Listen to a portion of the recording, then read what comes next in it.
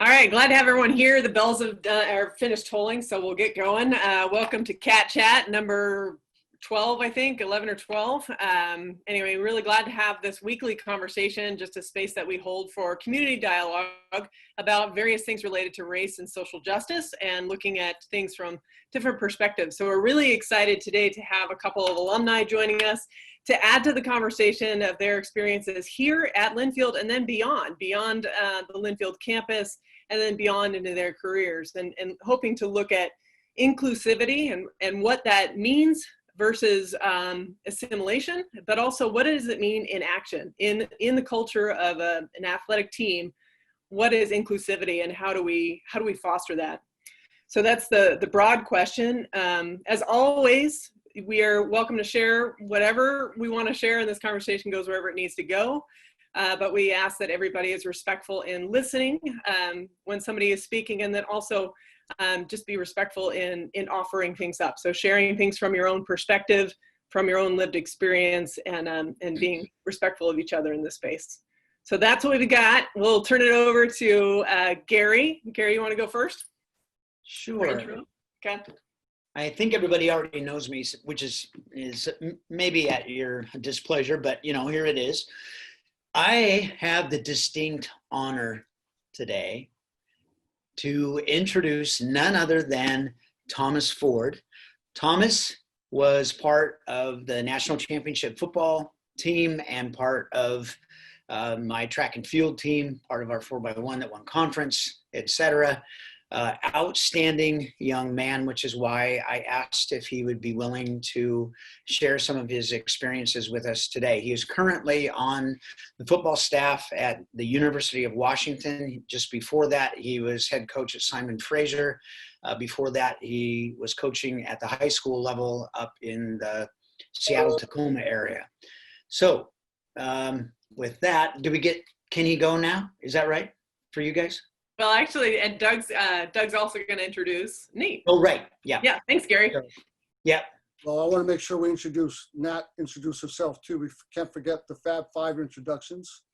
So I'm Doug Heyer. I'm the Senior Associate Athletic Director. This is the start of my 21st year. Title change for me. I coached football for the last 20 years, and I'm no longer coaching football in my new role. I'm originally from Hawaii. Played here at Linfield. Obviously graduated from here from Linfield, and excited to have you on today. Well, I get to introduce Nate Dixon for the second time because he was previously on our CatChat, but sometimes conversations kind of go, and that's kind of the platform, and Nate didn't get a chance to visit and share and tell his story a little bit. So welcome Nate back to share a little bit more about his experience and more about the things that's going on in his life as well. But I recruited Nate out of high school from Kapolei High School. That year was a great year. We had actually a couple kids from Kapolei, and Nate was a 3-sport all-state athlete in high school, and he probably could have done track and basketball here as well, but he was an all-conference corner for us, one of the best we've had, and also a very good friend of my son, and he's been to my place, and he's had some of the food I've cooked. So and we expect him to continue the friendship and just love having him part of our family. So welcome back, Nate. Yes, welcome Nate and Thomas. I'm so excited to see you guys. And I'm Natalie. I'm the faculty athletics rep here at Linfield. I'm fairly new. Me and Jane are fairly new to Linfield, started last fall. But we are super excited to have you guys back to chat. We, over the summer when we started doing this, the group of us, so it was myself, Jane, and Doug, and Lindsay Kibbs, who's the lacrosse coach here at Linfield, and John Willis, who's one of our assistant basketball coaches. And we were really just trying to find a space to discuss things that were happening. Murder of George Floyd had just happened, and these, all these instances of racial injustice, and wanted just to think about how we could do better at Linfield and making a better community for our Black student athletes. And so really excited to have you guys on today, and plus just to hear about your experiences since Linfield as well. I think you guys have had some pretty impressive careers. So with that, I'll open it up. I'm extremely excited to be on. I really appreciate you guys having me here today. I know I spoke with Gary not too long ago, about last week or so, and got a chance to catch up. And when he told me about this format, it was really quite inspiring to me. I think having these discussions in a format that's very safe and able to talk about issues that are certainly prevalent, I think is a huge thing. And I think that's going to really enrich the student athlete experience there at Linfield for sure.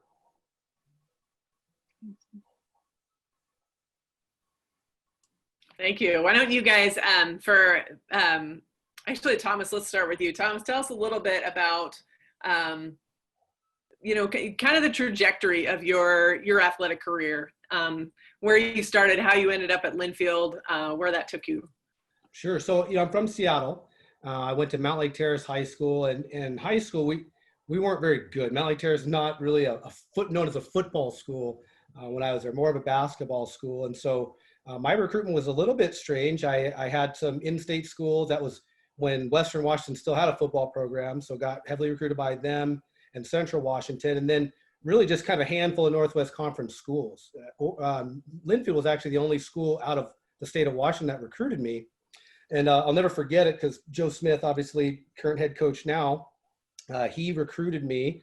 I was a running back, and Joe really wanted me to be like Nate and play corner. And I had about, a week of camp, and I was getting burnt by my guy Sante Wong, who I actually ended up playing professional football with later in my career. He was really fast. Coach Gary, you know him. I mean, he was a track guy. And I just remember going to Coach Smith and said, Coach, I don't think I'm a corner. And he was like, well, safety is not that much. I was like, no, Coach, I want to play an offense. But long story short, it was a really neat recruitment. I got to know Coach Smith really well, obviously Coach Losi really well. And when I took my recruiting visit, what really sold me on Linfield was just the camaraderie of the team. And honestly, coming from a losing program, I just wanted to win. And I knew Linfield was going to be able to provide that opportunity to at least have a chance to win week in and week out. And so football wise, that was a big part of it. And then academically, it had what I was looking for.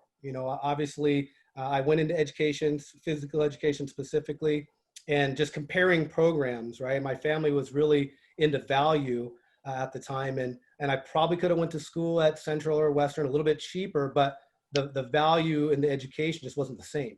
And so I think choosing Linfield obviously was very influential, kind of, pushing me through, but that's how I got there. Coach Smith just did a really good job of building a great relationship with me and my family. And once I got to campus and I got the chance to meet all the other coaches, I knew that the authenticity of their recruiting pitch was there. I mean, it was not a superficial thing. They cared much more about me as a human being and making sure I could continue to develop as a human as much as they did as a football player. So that was really, really huge in my recruitment and definitely the reason why I ended up at Linfield. Nice, thanks. Nate, do you want to describe sort of your journey as well and what brought you to Linfield along the way? Yeah. So like Coach said, I grew up in Hawaii. I'm actually originally from the East Coast. My dad was in the Air Force for 21 years, I believe it was. So I had the opportunity to kind of live all over. Virginia was where I was born. We had 2 stints in Okinawa, Japan. So I lived there for a total of 9 years. Also lived in Georgia for about 1.5 years. And then I went through middle school and high school after my dad retired, but he still works for the government actually. But then we hopped over to Oahu, Hawaii, and I went through middle school and high school there. So yeah, like Coach said, 3-sport athlete there. With the recruitment process, there are a few schools, that I was looking at. I either wanted to stay home or kind of get away on the West Coast. And then, Coach came through. I believe it was Fendel that called me as well, Coach. Yep. Yeah. Yep. So encouraged me to come out and make the visit. Kind of narrowed it down to a few Northwest colleges. I think it was, or schools. I think it was Puget Sound, but I knew their program, wasn't too good. Academically, it is a great school though. And I kind of like the area that it was located. But yeah, I visited there first, and then I came down to Linfield. And I just enjoyed the like T. Ford said, the camaraderie. It was a good, I knew it was an excellent sports program, and academically they had, a good business school or business program. So it was easy. I was fortunate enough to come to school with one of my best friends. So that made it a lot easier. Kalai Parrish, who some of you met on the prior chat. So I had a great time on my recruiting trip. I met Jamin Jackson, who has become a longtime friend, still friends to this day. He kind of gave me the rundown, and I called Kalai, who didn't get a chance to visit, and said, hey, I think, I'm going to select Linfield. He was like, I'm coming with you. So overall, it made my experience, a lot better just coming with a friend, and, yeah. So, yeah. Awesome. Thank you. For both of you, either one of you wants to talk about this first, and anybody else who wants to chime in, do you feel like the transition to a team at the college level? I mean, college competition is different than high school competition. Most of us here were athletes at some point. But what were some of the elements of your transition to a college team, and particularly to a college team in a small town? Was there, how was it for you? Was it familiar? Was it totally different? What did you notice about it? What are some of the things that stood out? I know for me, it was certainly a culture shock, right? You come from a bigger city, living in the Seattle area, and then you move to rural Oregon, right? And so I really didn't know anybody. Unlike Nate, I didn't really have anybody that I knew. But what was really neat was, within the first day, I think, when you get into your dorm, you get settled in, you meet some of the other football players and other athletes that are on campus. I met a guy from Hawaii, a guy from Texas, guys from California, right, all on that first day. And so kind of made the transition a little easier. It's like, well, you know what? Everybody's away from home. Everybody's going through a transitional phase. And so I think for me, the culture shock in the town was definitely tough. But as soon as you got around kind of the people that you're going to be around the most, which obviously from my perspective were the athletes, it just made it easier because everybody had that common ground.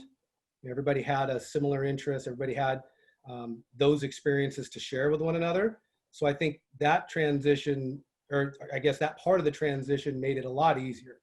Just knowing that there were other people that were experiencing the same things. I mean, I was super homesick. I mean, I'll be honest with you guys. I don't know if I've ever told Coach Heyer or Coach Kilgore this, but after my first semester, I was ready to go home. I was going to go transfer and be closer to home. But once I finished the semester and realized how many really cool friends I'd already made, I'm like, there's no way I'm leaving, right?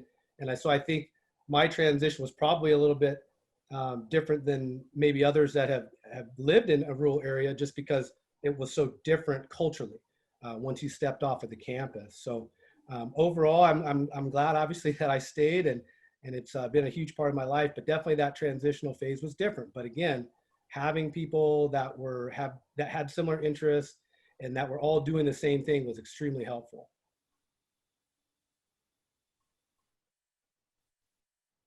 Yeah, I'd kind of piggyback off what T. Ford said. It was definitely a culture shock when I first came there. Just growing up and having lived in primarily, diverse states and, parts of the world, actually. So, coming to Linfield was kind of a big eye opener. As I mentioned, fortunately, I had, my best friend there, and made a great connection with obviously Coach Heyer and some of the other staff from White and Jay. So I think it was those few people, that kept me there. I too, and I haven't mentioned this to Coach, I thought I was going to be there for, roughly 2 years and, maybe transfer out. Because, culturally, you kind of feel isolated. You're one of few, African Americans on the team, and obviously T. Ford was there. My freshman year? Was it only freshman? I was there in 07, 08. So did you come in 07 or 08? I came in 08. Yeah. So yeah, your freshman year. Yeah, he was there 1 year. So that was my last year. Yeah, him and his brother. So obviously was able to connect with them. for a short period. But yeah, it was definitely the people that I was closest with that kind of, you know, kept me there and encouraged me to, you know, keep going and whatnot. So I definitely, like I said, felt isolated culturally, and, you know, it's hard enough to get specifically people of color to Oregon, and then you add to that, move them to McMinnville, Oregon, right? And then you get on the football team, and then you have, you know, certain rules in place to where you can't represent yourself how some people want to, you know, be represented. So I remember T. Ford had to tell me to take off my earrings, and That was hard because I had to take mine off too, Nate. Yeah. So yeah, you kind of felt isolated, but you know, as time went on, and you get to cultivate those relationships that I spoke on. You know, it, like, overall, I think, you know, my Linfield experience was great. I've built some long-lasting relationships, lifetime relationships, and I wouldn't take it back. So.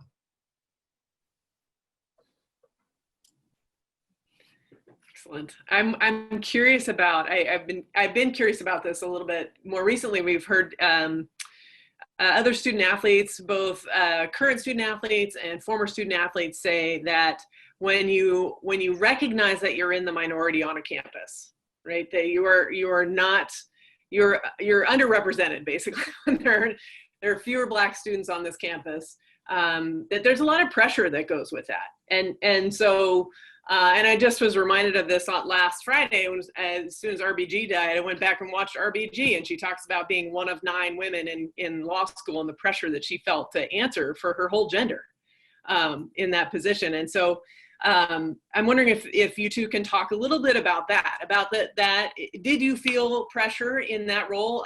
How did you manage that pressure? It sounds like you obviously had close ties, but what else was useful to you in navigating that?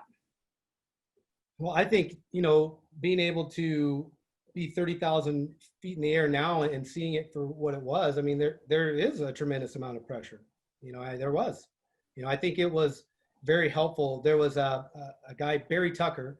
Barry worked at Linfield for years, and he was really kind of the liaison, so to speak, for a lot of the people of color at Linfield. And so, you know, I mean, I might have been there for 3 days, and he went right up to me and made me feel really comfortable. And so having a resource like that, I know, was huge, but I can honestly say it was definitely one of those situations where you did feel like you didn't want to be, and maybe Nate could speak to this too, but you didn't want to sometimes speak your mind completely, because you didn't want to be the angry Black guy. You know, I had a great conversation with my best friend, Brandon Hazenberg, about that, because he kind of asked if, you know, he's like, you know, a lot of this stuff, like, did you feel this way in school? And I said, well, it never came up between us because we're boys, right? We're boys. There was never any friction between us. There was never a reason to bring any of that stuff up. But I'd be, you know, a liar saying I didn't always feel, you know, like I could speak my mind, right? If I, being frank, like it was just not that I couldn't speak openly or freely, but just there's just certain things where you just felt like you didn't. You know, am I overreacting? You know, I don't want to have the impression I'm overreacting, or that, you know, I'm playing the race card or something like that. And whether those thoughts are subconscious or not, they are happening, you know, and again, being able to look back at it almost 20 years later, you know, I came to Linfield in 2000. So 20 years later, yeah, there was pressure. You know, you felt like, you know, you didn't want to do something wrong, or you didn't want to do something that was stereotypical, because you were almost representing an entire, you know, culture of people, you know, as an individual. So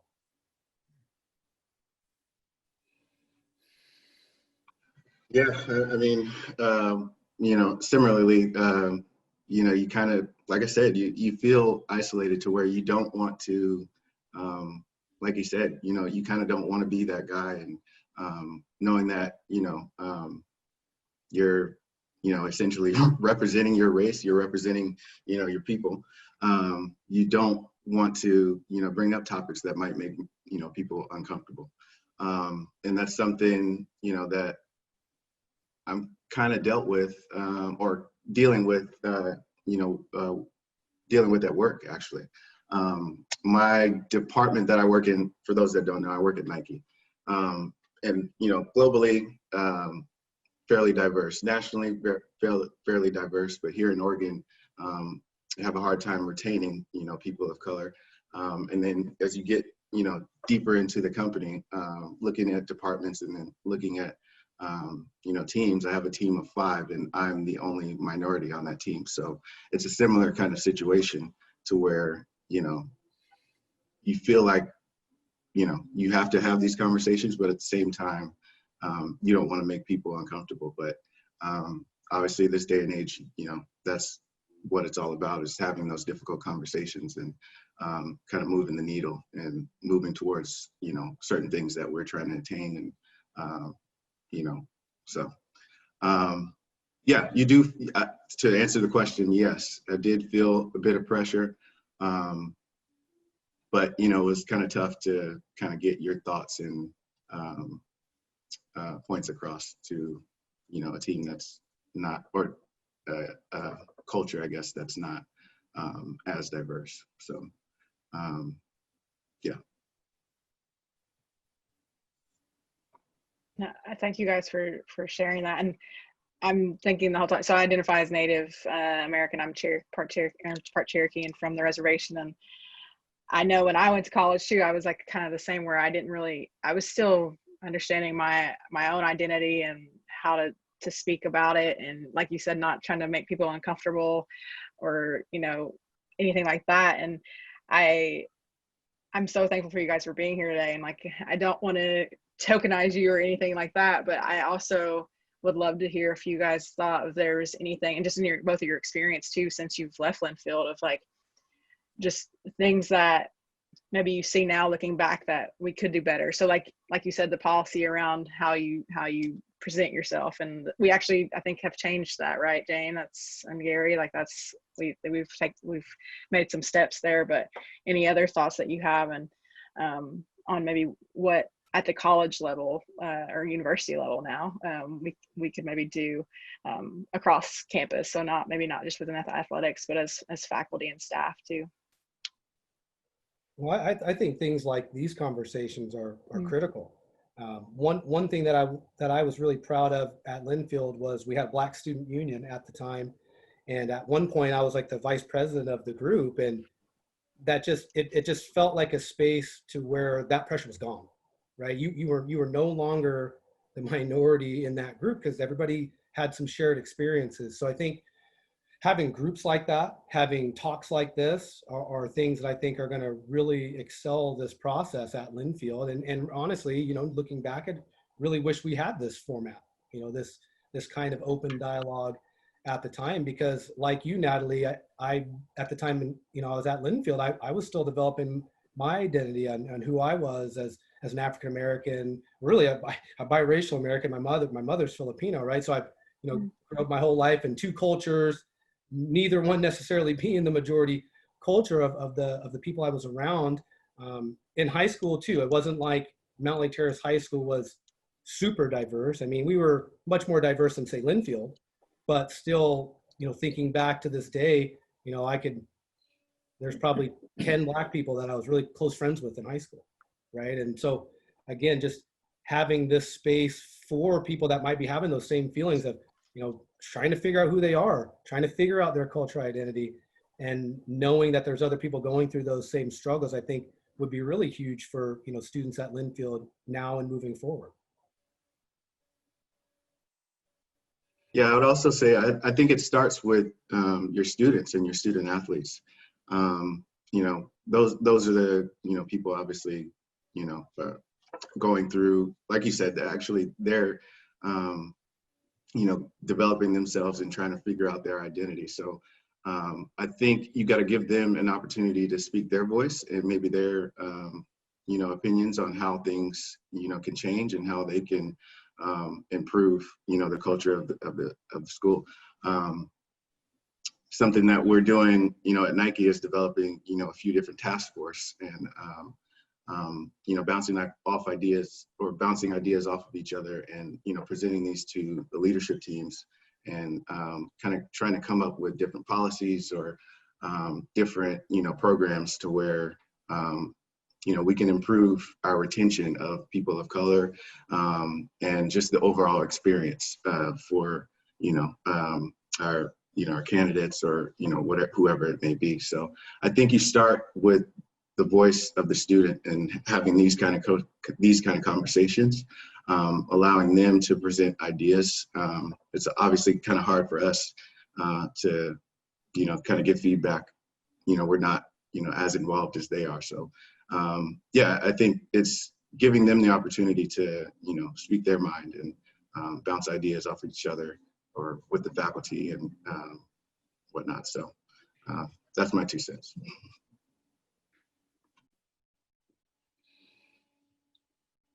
One of the things that I think is really interesting when we think about team dynamics and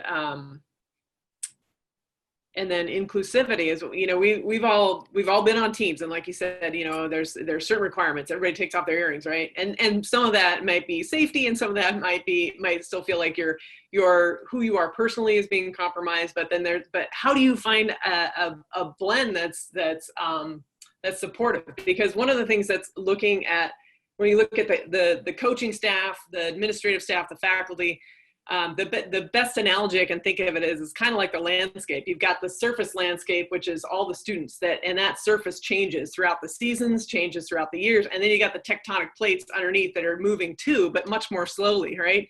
But they're supporting everything that's there. So I think it's one of the great challenges of coaching is to create a team culture that is inclusive, but also has structure to it, where it's not like the culture doesn't change every time you get new students in there, and yet the team is unique because it is made up of those particular students.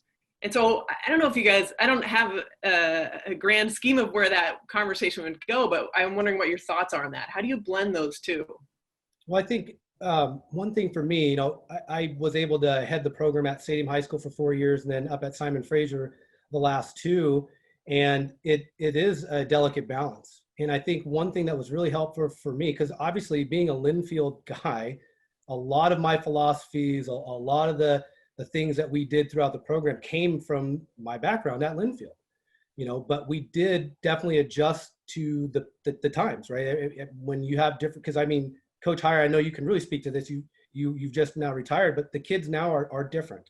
They are different. They are honestly, I'm so proud of these kids because they are so much more educated, I think, in a lot of these issues than I ever was at that age. But with that being said, what we try to do is have some very general, very short, I think we had 4 team rules. And it was like, protect the team, be on time when time's involved, things that were big picture things that allowed that structure and allowed that culture to be built, but it did not restrict the individuals. I would tell our guys all the time at Simon Fraser, like, listen, I want you to be exactly who you are within the framework of this team, and I think that messaging is very important. You want people to know, hey, this is how we do things. We're going to do things a certain way. We're going to live to a certain standard, but I want you to be yourself within these confines. And I think there's plenty of room for that in any, sports program or really as an entire campus, if you really get down to the crux of it. I think just having the expectations, having very specific, policies in place when those expectations aren't met, and then having everybody understand that if you live within these expectations, you really can be who you want to be, because we would really, in our programs that I was a part of as the head coach, there wasn't a whole lot of strict things that made people feel like they couldn't be an individual, because that was really important to me. I really wanted our athletes to be able to feel like they had a voice. One thing that we did at Simon Fraser I thought was really, really powerful was we had a leadership council. And so essentially it was 8 guys in the spring. And then when we added freshmen in the fall, it'd be 10. So 10 in the fall, 8 in the spring. And it was always 2 people from each class. And they were kind of voted on by their peers, and they were going to be their representatives. And so in those meetings, if we needed to adjust the team culture, then that's where you talked about it. And I felt like when athletes have a voice and they feel like they're being, because I think there's a huge difference between athletes getting to talk and athletes having a voice. Those are 2 different things. And when athletes have a voice and they truly feel like, their voice is impacting change, it definitely becomes a lot easier to feel like you have an inclusive environment. And I think one thing that I will do moving forward is part of that environment has to, I almost feel like we create without it being said, but I think it needs to be addressed as being anti-racist, right? I think there is a huge difference between, overt racism and covert racism, but it's the same, right? It's still racism. And I think when players and coaches acknowledge what that looks like, and when it happens, eliminate it, you have a much stronger foundation moving forward. Like you're talking about, those tectonic plates are a lot stronger. And so I know that's a long-winded way of saying, allowing people to be who they are within your culture, but I think it's easily said and easily attained if the effort's put in. And I think that's the main key. It has to be important to whoever's managing the program.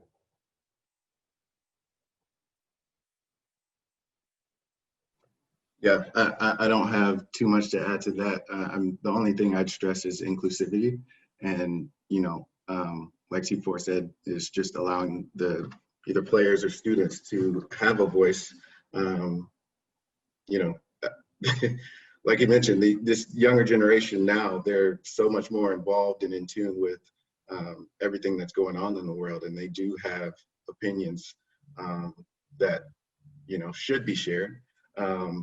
And it all depends on, obviously, the I guess the audience or forum and whatnot, but that's something that could be developed. But I think it's just giving them the opportunity to speak their mind on the different policies or rules at hand, just so the staff or coaches, whoever it may be, can take what their opinions or their thoughts into consideration.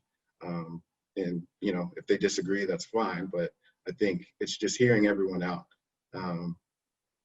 I think that's the only way that we can kind of move forward, is just take a step back and just listen. So.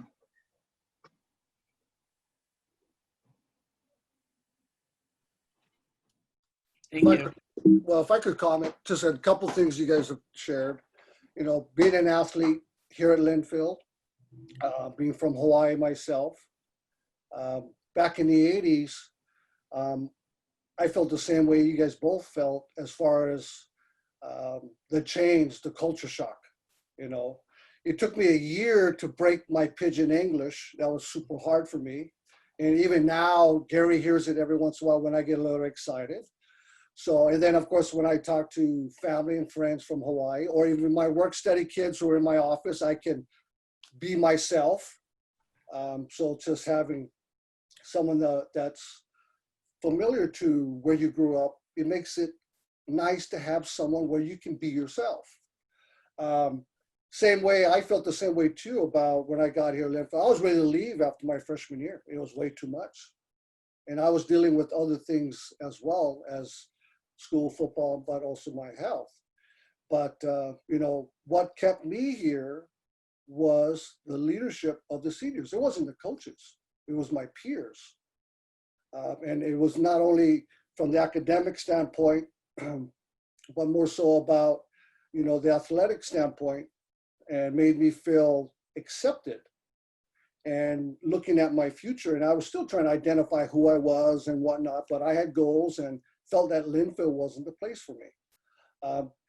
Having more kids from Hawaii was an advantage for me and for our Hawaii kids, which will allow us to transition a lot more smoothly.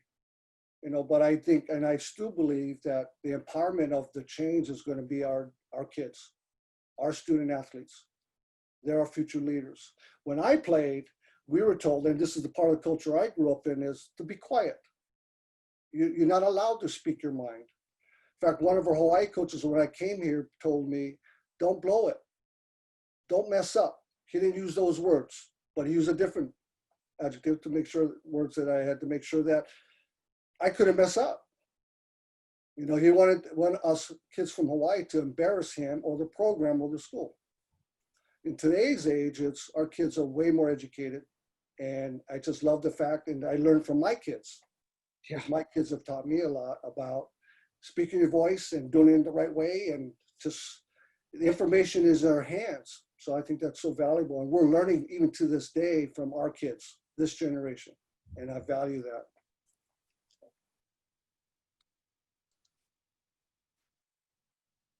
Thanks, Doug.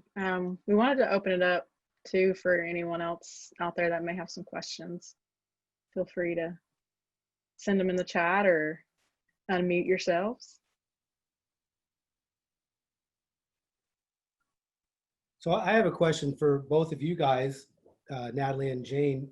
Like you said, you're relatively new to Linfield. You know, when you arrived to Linfield, what was your, you know, from the outside looking in, what was your thoughts of inclusivity on the campus when you got there? Jane? I knew you were gonna do that. Hey, you said ask the questions. Yeah. I grew up in California, went to high school back east in Pennsylvania. I was a competitive swimmer, which is a very white sport.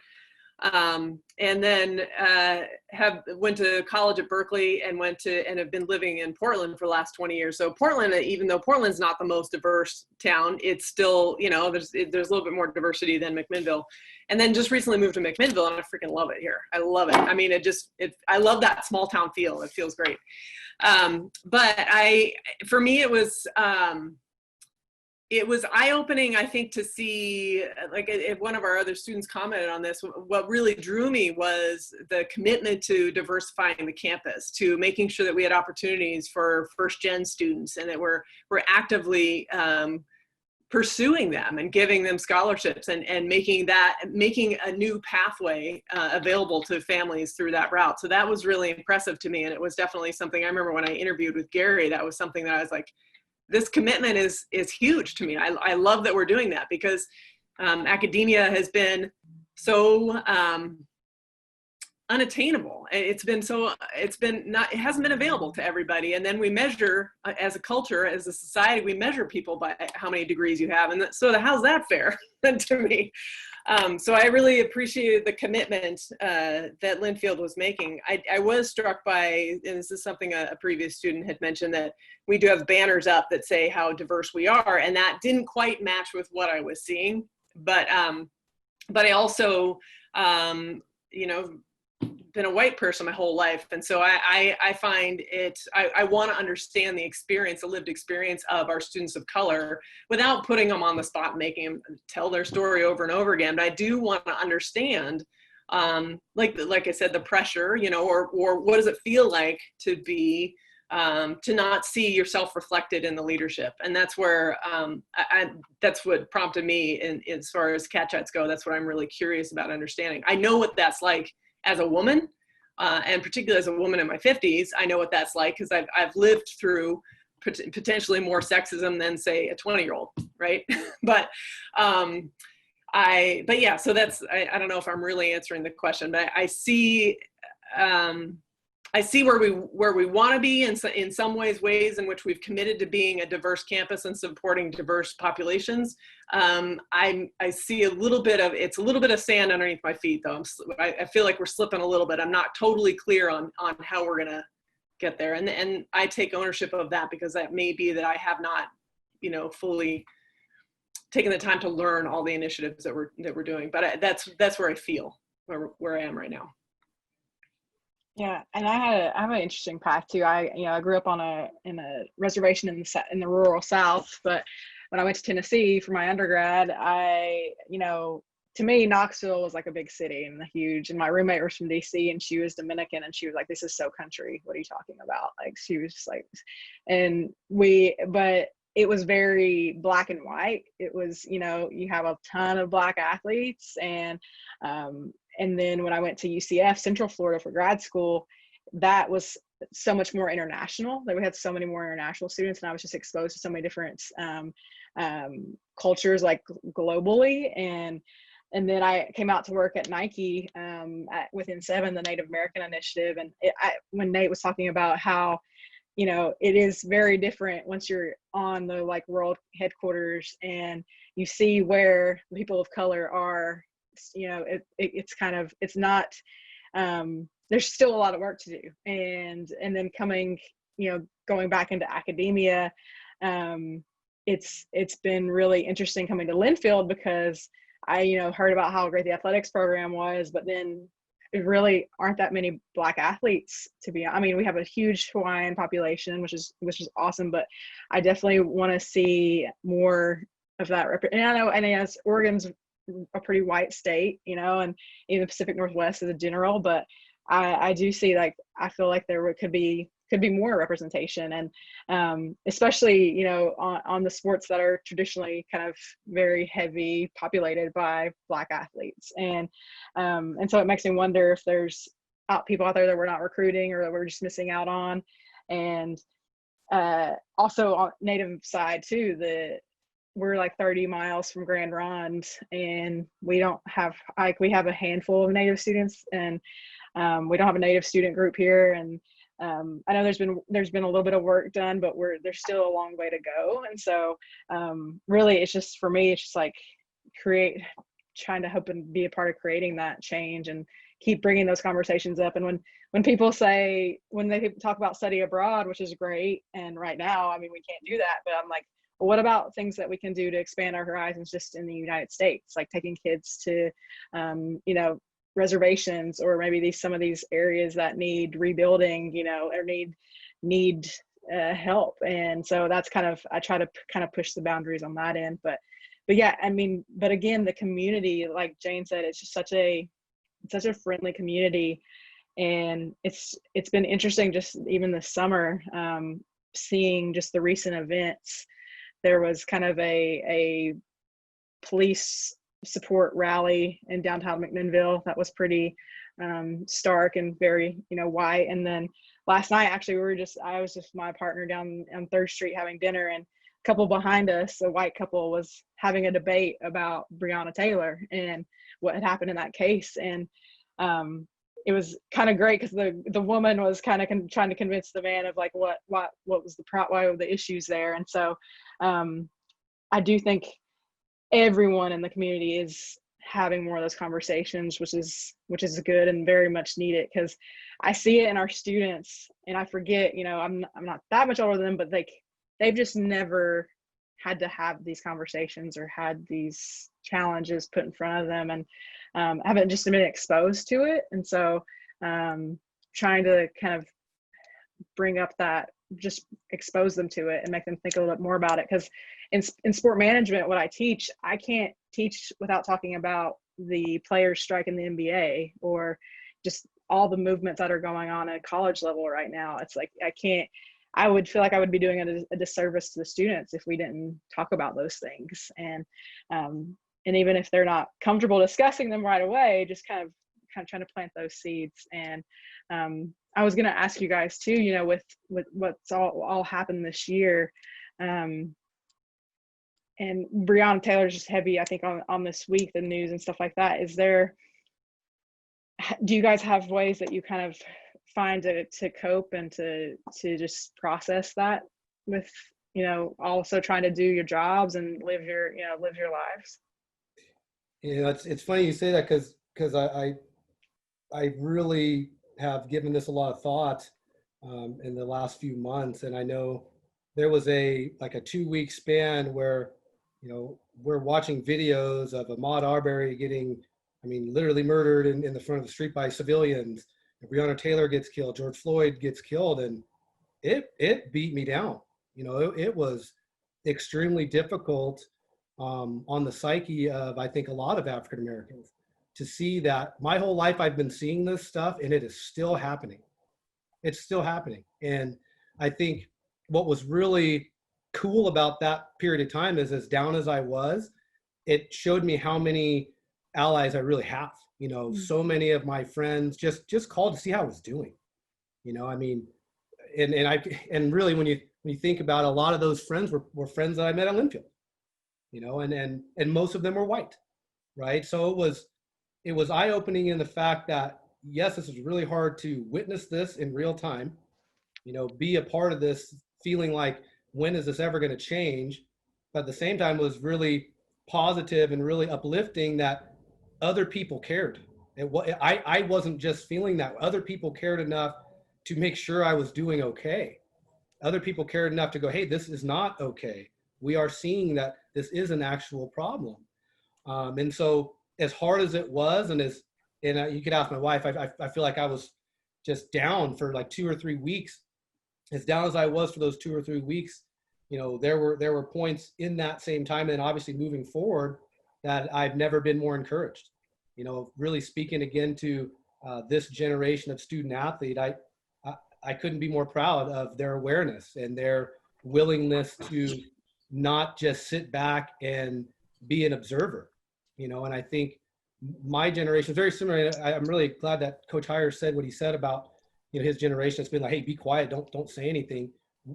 My generation, I feel like, was right after coaches, and we were still in a very similar state where it was like, hey, just, it's not your fight to fight, there isn't that much you can do about it.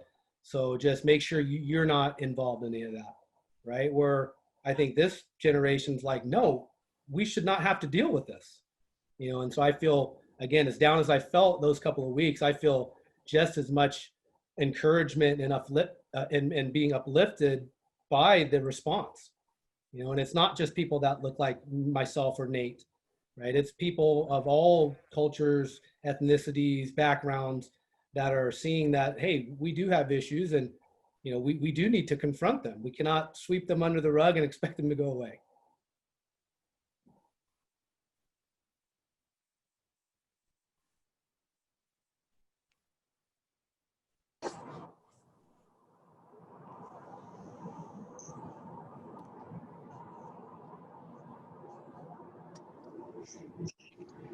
Thanks, Thomas. I think Kenna has a question. I don't know if I didn't catch the beginning of this call, unfortunately, getting off another one, but either one of you can answer this. I just caught part of what you said, Thomas, in one of your responses. A podcast episode I'm actually working on right now with the podcast team that I'm on is talking about the role of Asian American athletes in representation, social justice, and politics. And one of the guests that we have on it, I don't know how much you follow UW football, but I got to interview Jojo McIntosh, who's Black and Cambodian. And so I was just wondering, in the sense of, with you being Black and Filipino, if there was ever a moment where you felt like you had to choose one ethnicity over the other, or you were ever like blatantly made aware of the fact that you were biracial and from 2 completely different cultures. Yeah, I mean, I think, I was lucky enough to grow up in a household that really, I think when people say they're colorblind, that's a really silly statement. We were never taught that in my household. We were just taught to treat people with dignity and respect regardless of their differences. And so I was really lucky in that respect. And there were certainly times, I think, in my life where, because I've always valued education, my mom was really, really big on education. And so I really wanted to do well in school. So of course I spoke well, and my grammar was good. And there was plenty of times in my life throughout, middle school, high school, not so much at the university level, but where, you're not Black. You're white. You talk white, and I don't even know what that means, right? What does talking white mean? I speak English well. That doesn't have anything to do with ethnicity. So yeah, I think there was plenty of times, Kenna, to speak to your question, where I didn't, there were people that made me feel not Black enough, and then in the Filipino culture, it was like, you're Filipino but not really, right? Like, you know about the food, you know about the culture, but you don't look Filipino, right? So I think that struggle, especially as a younger kid, when you're in a neighborhood and you don't really look like your friends that are in your neighborhood, you don't really look like your relatives when you go to a party, right? It makes you kind of have some self-doubt a little bit. And so I have certainly felt that way in the past, and I think now that I know what I know, I'm able to handle it a little bit differently. I think before I was like, I knew it was happening, but I didn't want to face it. if that makes sense. But now that, obviously I'm 38 years old now and have lived a lot of life, traveled a lot of different countries now. I've lived in a different country for 2 years, which I think gave me a huge perspective as well, just on everything happened in America. But again, to answer your question, it certainly happened. And I'm much more aware now, looking back, that it probably happened more than I thought when I was a kid, if that makes sense too. Thank you. Of course, that's an awesome question.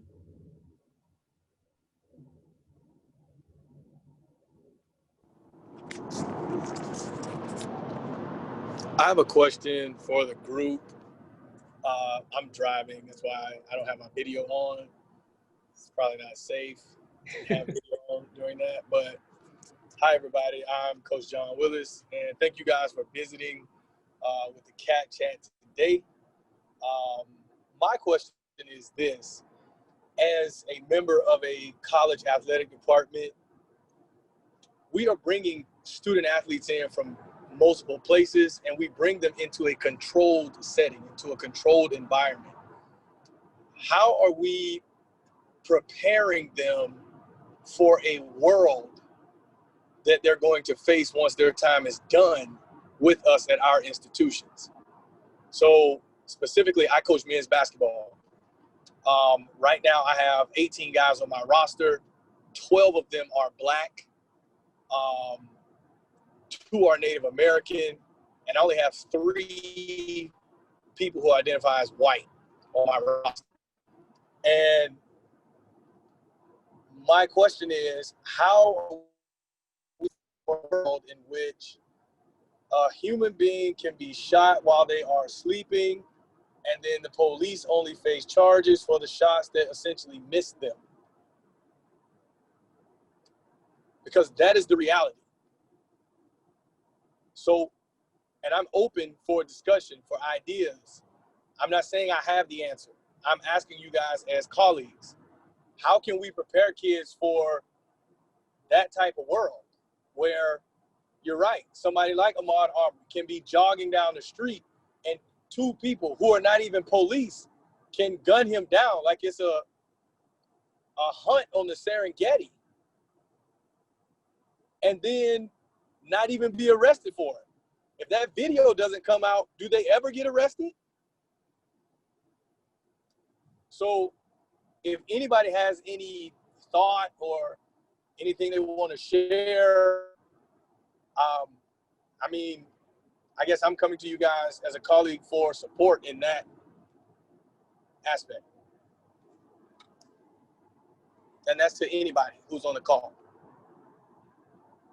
Yeah, Coach, I think what you're asking is a very good question. And I don't know that, like you said, I don't know that I have all the answers by any stretch. But I think it is really important, and I'm sure that this is what you do with your athletes already, but I think it's really important to have these conversations about how unjust that really is. And that this is a reality that we're facing at this point in time in 2020, and that they should do everything in their power to change that. And obviously, you can start with a lot of different things, but, one thing that I think that's been really helpful for me and helpful for my family is giving back, trying to get back into the community and do things that are important, like these conversations.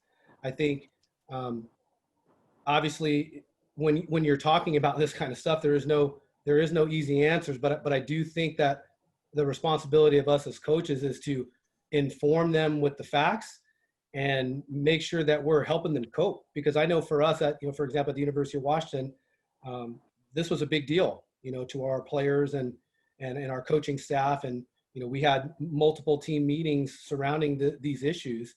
And I think at the end of the day, it was just helpful for our guys to know that all these thoughts that they're having, all these, these feelings of anger and despair, you're not the only people having those. We are all dealing with that. And the only way we can truly move forward is to have the conversations and act in the best way we can.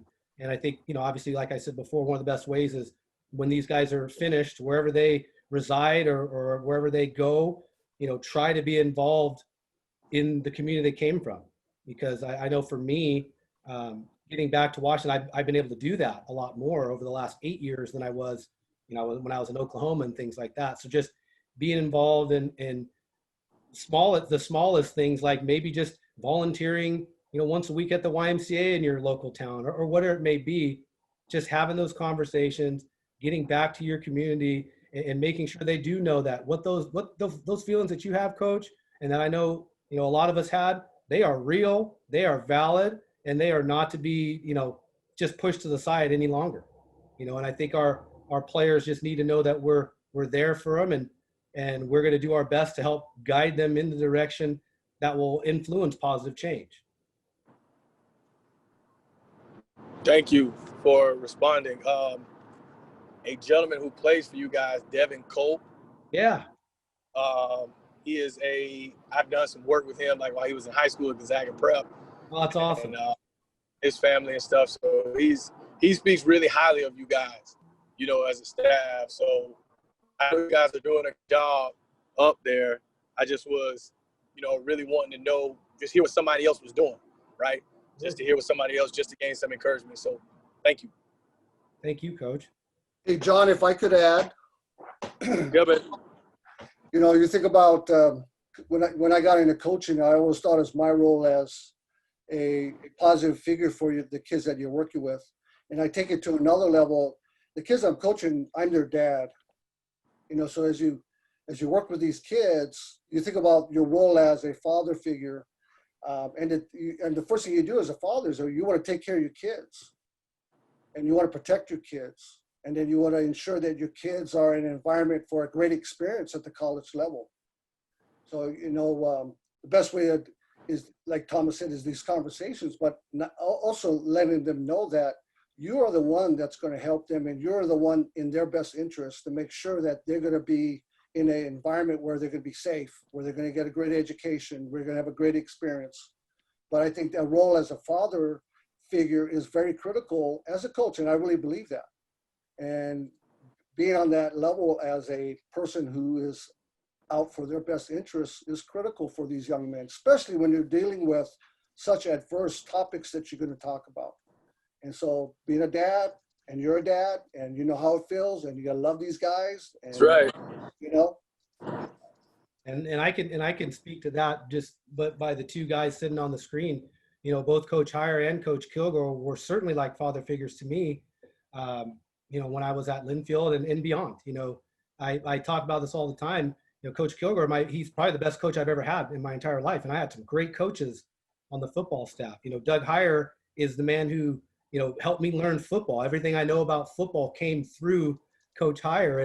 And again, with that being said, I knew when I was at Linfield, and this speaks, I think, volumes to just the athletics culture at Linfield. I knew that if I was really having a really tough time with literally anything, I could have came to either of those two men and spilled my guts, and they would have never made me feel small. They would have never made me feel weak. I know that they would have always, empowered me. So I agree with what Coach is saying. Like, to a lot of these guys, they're male coaches, or certainly, any coaches they have can be parental figures for them. And just that confidence and that feeling of knowing you have someone that has your back no matter what, I definitely think is probably the most powerful thing we all can do as coaches. Right. That's very well said, Coach Heyer. And I think too, all of us who are maybe not coaches, but just I think we're all in the role of sort of educator. And for the students too, it's like you really have information at your fingertips. And I think that we can challenge ourselves to become really knowledgeable about Breonna, like for example, Breonna Taylor case, and what was so, like, even though things may have, legally shaken out in a certain way, what are the moral, societal implications of that? And what can we focus on to change? What can we do? And I love what Thomas was saying, is like, we're not the only ones feeling this way. And we're so much better if we work together as a collective. And there's all these different organizations out there that are really wanting to do this kind of work. And so we can, educate ourselves and educate each other on what resources are out there. I know just this past year, I feel like I've learned so much about just kind of the things that are out there to really make change on social justice, and really also not let the conversation stop, not just because it's not a hot news topic, just make sure that we don't get stuck in these ruts of maybe not prioritizing it. And I think it's something that can be embedded in every day, our everyday lives, and thinking about just how we can be a part of the positive change that we want to see. And I think one thing that I want to make sure that I was able to say on this call was, something that I think that has gotten away from us as a society is thinking that these social issues have a political context, right? I think it's really, really important to understand that being anti-racist, speaking for equality for all people in the United States is the most American thing that there is. That's what this country was created off of. And I understand that we have a dark history and how we got there, but at the end of the day, this isn't about, one political party or another. And that I think sometimes gets lost in all of this. I think we're in a culture now that if you believe in something, you're for something, that means you're against something else, or vice versa. And I just think in this particular space, that is probably the most ridiculous way to think about it, because this is a problem that affects every single person in this country, whether they are directly impacted or not. And that really has nothing to do with someone's political party. And I think once we can separate this societal problem that we're having, that we're all facing together, once we can separate that from political ideologies, I think we're going to be in a lot better space to advance and to make positive changes instead of arguing about the political aspects. Because I get it, politics plays a huge role in just, the country in general. But in my opinion, it should have no place in this discussion, right? I think this as a society should be important if we want to be the America that I think all of us on this call know that we are. Well, Thomas, I want to chime in just real briefly, only to tell you how proud I am of you and how much I appreciate what you just said, actually, because I agree with you wholeheartedly that too often we get pulled into this political version of something that we should be doing because it's the right thing to do. And it's about being human, and it's not about politicizing it and trying to pigeonhole it as Republican or Democrat or liberal or not or whatever. Get away from that and do the right thing for people moving forward. But I love the way that you said that, and you definitely made me proud again. Just like Nate, you guys are awesome, and I appreciate you being on here very much. Glad for what you did here. Yep, and I think it's important to understand, in a country that we live in, I think everybody has the freedom to have their opinions, but honestly, racism is not an opinion. We can disagree whether on, pineapples need to be on pizza, right? You like green, I like blue, but there really isn't two sides to racism. And so I think that's really important to understand moving forward, because again, if we are the people, we have the power. And if we're able to just separate those two things and say, hey, whatever your political ideology, that you can set that to the side, because it doesn't really matter. Wherever your politics lie, that does not cause you to be a racist or excuse you from being a racist. It just doesn't. It doesn't matter who you vote for. That's not what racism and social justice is really about. I think, like you said, Coach, it is a human issue. And last time I checked, every single person on this earth is a human. So.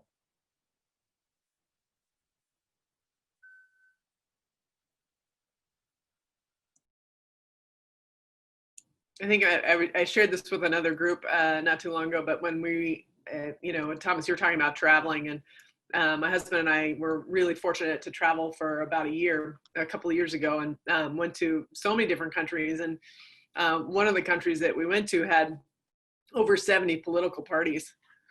And so when you have a menu of political parties, you don't get as, it's not as divided. It's not either or, because you have all these to choose from. And so it was an interesting experience for me. It was very eye-opening, because even though I know technically we have like 4 or 5 parties in this country, it feels like 2 all the time. And so what I've noticed in a lot of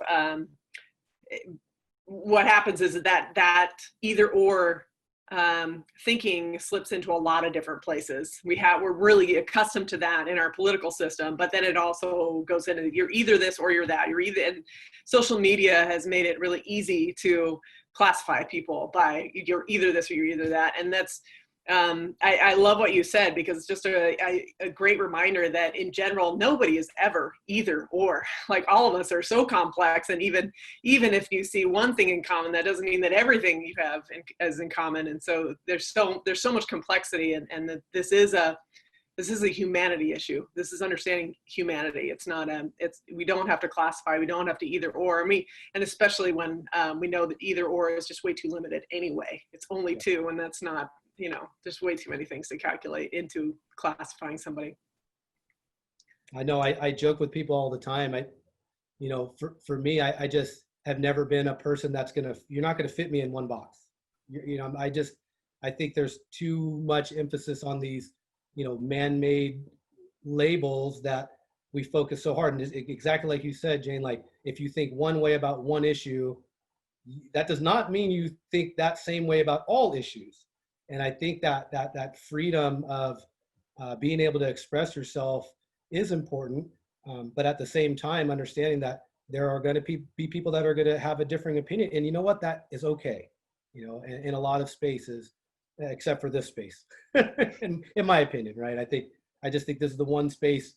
This isn't an either or thing. This is an everyone thing, and regardless of your politics, this affects us. And I think positive change can really happen when we start taking away these labels and taking away kind of groupthink on either side of the coin. I really hate that term. There's 2 sides, because there's really many sides to a lot of things. We live in a 3-dimensional world. So again, I think these conversations are a huge step in the right direction, no doubt.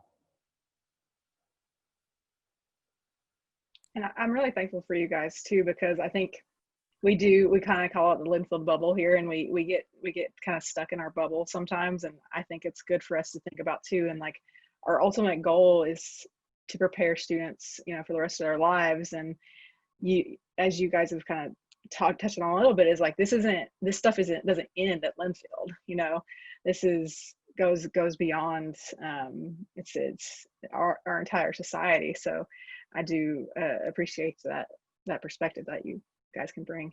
I know we're past 1. I think most of the people had to dip off for other meetings, but wanted to let anyone else, if they wanted to had any questions. Yeah, I do. Do Thomas, it, Gary. Nate, I'm rubbing my hands like this because I'm going to ask you both for some help. So put your thinking cap on for me. Put yourself in my position. Put yourself in the AD role. And what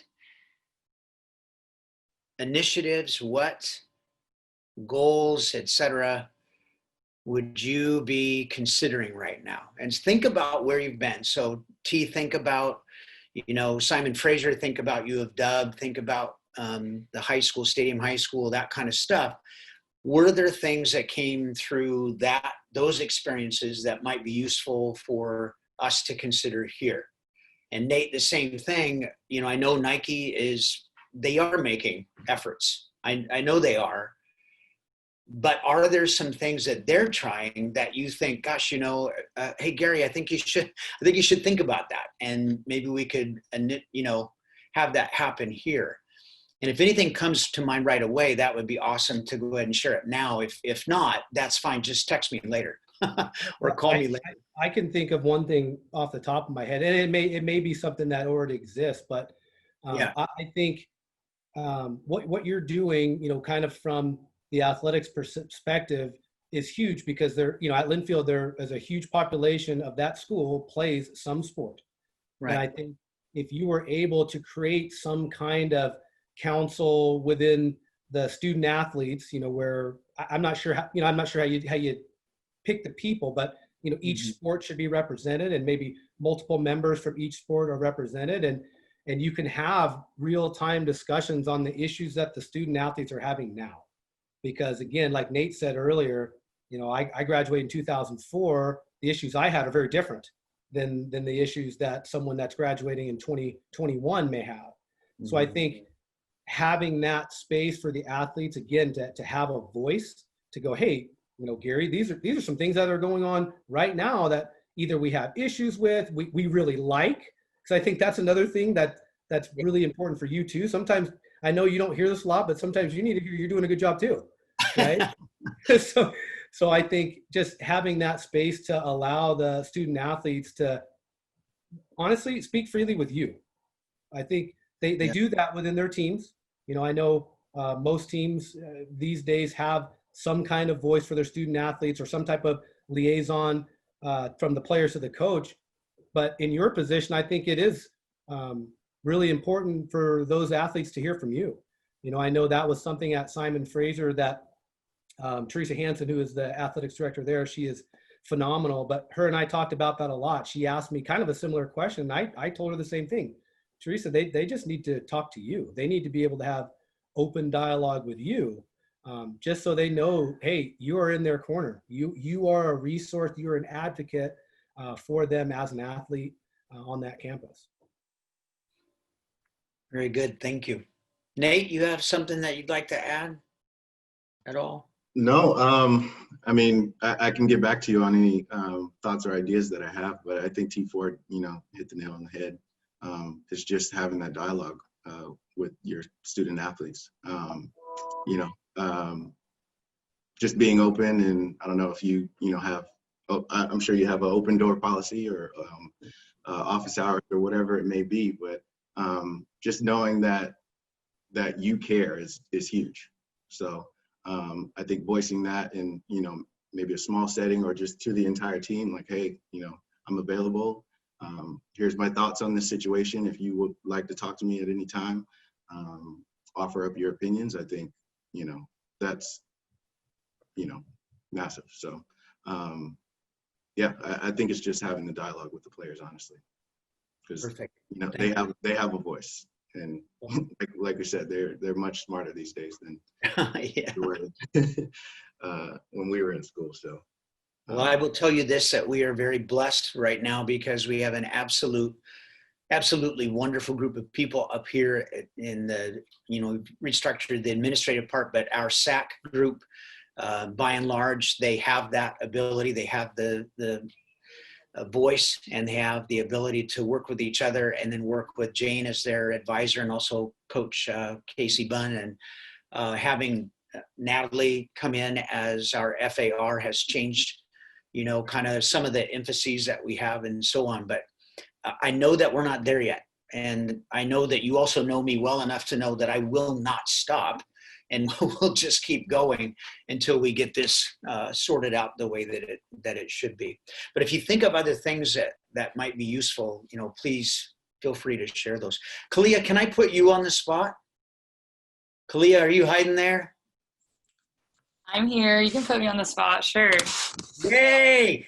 Do we get to see your face? Yeah, no? You can see my face. Oh, there we go. Yeah, okay. Yeah. How about you? I mean, you're obviously a little bit after these characters, just a little bit. So is there something else that I should be looking at as the AD here? I mean, it's just a tough question to ask. I mean, that's kind of a conversation we're having with, what was the lady from last week? Fry? Something Fry? Yeah. Jen Fry. Yeah. Yeah. And we were talking about how she grew up in an area where she was surrounded by athletes and coaches and people who look like her, and how that was, and then going to a college where it was different. Right. And I was saying how here at Linfield, you are involved in sports that, like, for example, like football, like, you know, people here aren't, there's not a lot of people who are Black or people of color. And it's just like, how do you navigate that, where you see on TV, like, people looking one way, but then here at Linfield, it's not. So people assume that it's one way and it's really not, if that makes any sense. And then you know how it is in cross country. I was the only Black girl in the race, every single race. There's 300 people in the race. And that's not as, it's not that way in D1 as much, but in D3, that's the reality. And Mike was kind of talking about that too, like having the opportunity to recruit outside of this Pacific Northwest area where we just in general don't have like a lot of Black people, and trying to diversify the students we recruit, the people who coach us, all of that kind of stuff is very helpful. I know that takes a lot of money and resources, but it's something that like people don't notice unless you are like, that's something I noticed like literally every single race, and I could never get out of my head. Like, and if I saw somebody who was Black, I was like, oh my gosh, there's another Black distance runner. This is crazy. Like, that'd be exciting. But that's something I noticed every single race. It wasn't something that like bothered me like in a way that it kept me from doing cross country, but it put a lot of pressure on me, honestly. I felt like weird, honestly, about doing distance for one, because people are like, oh, you do track, you sprint, right? No, I don't sprint. I run distance. And then also, okay, well, then you better be good, you know? And so the pressure on that. So conversations about pressure also, I think, is really helpful, that like, just because you're Black doesn't mean you have to be a really good athlete. Good thing I had a great coach like Mike who made me great. I'm just joking. I'm not really joking. And I had Gary Kilgore there, of course, health. You guys are amazing coaches. And I agree with you guys. Like, I absolutely love the coaching staff at Linfield. I could not be more appreciative. You guys are the reason that kept me here at Linfield, honestly, when I didn't feel like I belonged because of my identity. And so I'm very grateful for that. And so just continuing conversations about, I think that's the main thing. Yeah. Just because you're Black doesn't mean you have to be the best, but and also it's okay if people don't look like you. And hopefully one day we'll have a more diverse area, especially in D3 over here on the West Coast. Those are my 2 cents. Thank you. Thank you for sharing. And if you don't already know this, she was 3rd in the nation in the 1500 in an event that, she's right, you don't get to see very many African-American athletes, but she made sure that she threw away that pressure stuff and did a superlative job. So it was good. Just like T, just like Nate. You guys dealt with that stuff really well. Sorry, I didn't mean to bogart that, but I definitely wanted to get some specific kind of information back from them, because I know that they lived this experience here. And if I want to be able to position everybody to get where I want them to go, then I need some help with the kind of information that I need. So, Jane, you want to take it back now? Or Nat? Whatever it needs to be every time. Thank you all for giving input that came fresh to your brains. And of course, if you have other thoughts later, Gary's all ears, I'm all ears, Natalie, Doug, Kibbs, and John. So does anybody else have any other questions that you want to ask, since we're so lucky to have really these 3 Kalias here too. Kalia's here every week, thankfully, but especially that we get Tom and Nate this week. Anybody else have any questions they want to ask them? Yeah, Rainer. You're on mute. There we go. I'm trying to, Yeah. I'm clicking the unmute label rather than the microphone rather than the unmute label. So for Thomas and Nate, appreciate you guys being here. I'm an assistant professor of management in our new School of Business. I've been at Linfield for 3 years, just to kind of know my perspective. And so, and it's encouraging here that that Linfield did a good job for the most part of making you guys feel welcome or making you want to stay. Obviously that's a testament to our athletic programs. So beyond that though, and I realize this is also beyond our control to a large extent, but in the greater McMinnville community, So, I haven't relocated to McMinnville. I've spent most of my time in Southwest Washington. I still have a house in Vancouver here. Demographics are very much the same. I mean, McMinnville, I think I just looked on Wikipedia, 0.68% Black, which means that there's about a little over 200 Black people living in McMinnville. So I'm curious, and I realize, Nate, you still live in the area, and Thomas, you were in Seattle area, right? So you guys are still both in the Northwest, but just thoughts on McMinnville being more welcoming to people of color. And I'll just preface that, or one last thing I'll note is that we've been very fortunate to be able to attract some people here. Obviously, our president being willing to, make McMinnville his home. So we're very, glad that we were able to make that happen. And more recently, for our School of Business to be able to attract Dr. Jennifer Madsen as our inaugural dean of the School of Business. And so, and I realize part of that is having people feel as though that, that they're not, other people look like them, or they can relate to people, at least on a demographic level. But any thoughts on, in terms of for you to think about McMinnville and making McMinnville a home, your home, or even just, thinking about sending your kids to Linfield and for them to feel more comfortable, what would you like to see happen in the community? And again, it's kind of beyond our control to some extent, well, we can, obviously we control the campus, but not the greater community. But just thoughts on that? Yeah, I think that's a very good question. I don't know that I have a perfect answer for it, because I will say, and I shared this with Gary when we talked last week, I always felt very supported on the campus, but I'd be a liar if I said I never faced bigotry, racism, whatever the term. I'm not, it could be different every time, right? Depending on the situation, but I'd be a liar if I said I never felt that in the community. I'll never forget being a freshman and being in Walmart, and I thought it was, kind of that's an off thing, but this happened to me 3 times in a row that I went to Walmart, and it was like some very specific, like, I can't remember what it was, a code something, but I'm like, why are they saying that every time I come here? And I don't know if it was because I was Black or whatever. I just felt like it was really weird. Why are we being alerted when people are coming into the building? Because again, the first time I thought it was it's probably just me thinking too much. And the second time I was like, is that the same thing? And the third time I was like, this is because of me. They are saying this because of me. So with that being said, I did not always feel welcome throughout the community. That's just a cold hard fact. I lived there for 2 years when I was coaching at Linfield, and back in 2007, 2008. And I don't think I can't really remember a time then that I really faced that. But I mean, that could be for various reasons. I know we work a lot, as coaches. So maybe I just wasn't out in the community as much. But I do remember definitely feeling like more of an outsider once I left the campus. And that is just a reality that I faced. And I'm sure Nate can speak a little bit more to it.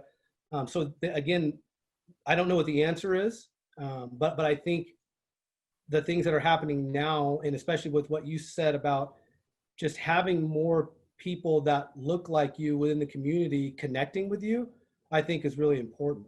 I know that was something that was very apparent to me. I actually worked at McMinnville High School for those 2 years that I was coaching at Linfield as a campus resource representative. And so, we got to deal with a lot of the kids, and I did feel like the African-American students at that school definitely were more comfortable speaking to me than, say, my counterpart who's not Black, right? Another coach that was at Linfield as well.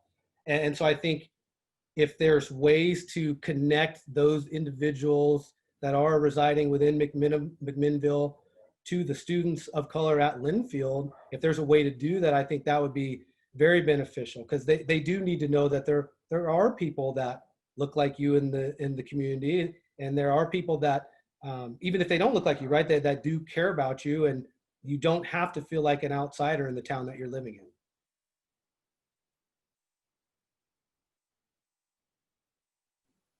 Yeah, that's a tough question. And yeah, I'm not sure how you can fix, what's going on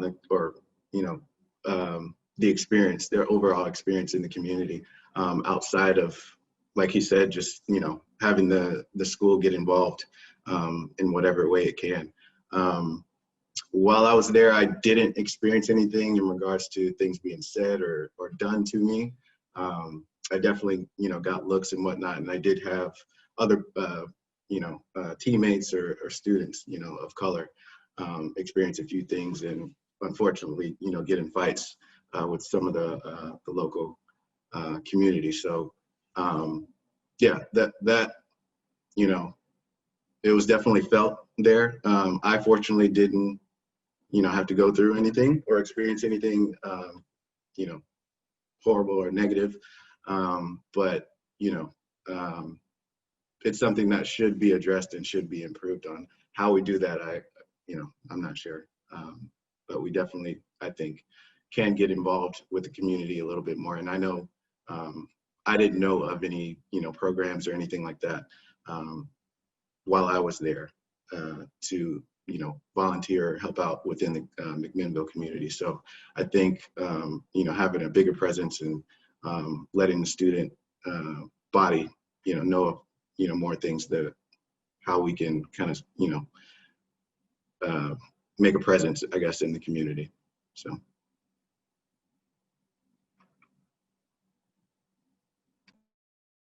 Okay, great. Thanks, both of you guys. Appreciate your input.